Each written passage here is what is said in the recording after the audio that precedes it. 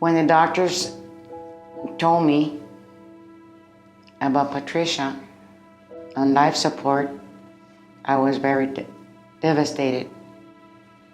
I couldn't believe that I would be able to lose my daughter. That was one of the hardest things that I had to go through. I remember Patricia Garcia's case quite vividly.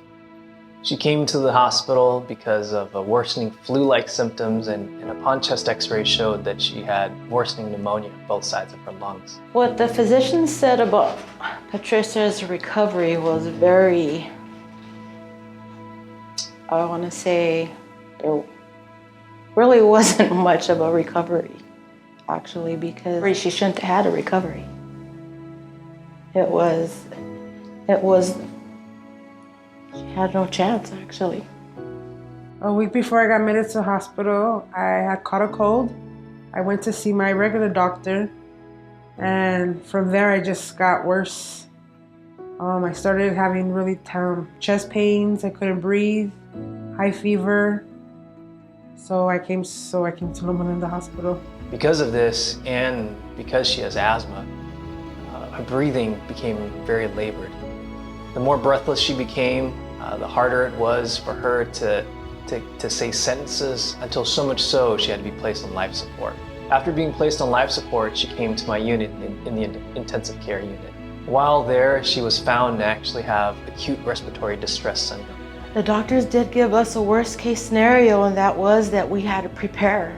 We had to prepare for her dying, because there was no hope. There was just no chance for her to recover.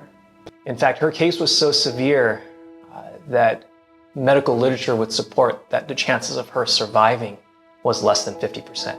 And despite all that we could do medically, we were at a point where there was nothing more we could do. When Patricia was put in life support, it was very devastating. She's the youngest of my daughters. She's my baby. And that was one of the hardest things that I had to go through. She wouldn't survive this process of this illness. So I remember her sister just crying and crying. And I was trying to bring some type of hope or comfort, and my words were not making the trick. It was just impossible for her to really take that pain. So I remember I was with a student and 2 residents, and I asked everyone to bow their heads, and I started praying. With prayer and family, praying for her, it helped a lot. If it wasn't for prayer that went through my sister's room, my sister wouldn't be here. I say all the time that this hospital saved my sister's life, but it was because of the prayer that came from this hospital and the physicians. When you did everything for my sister,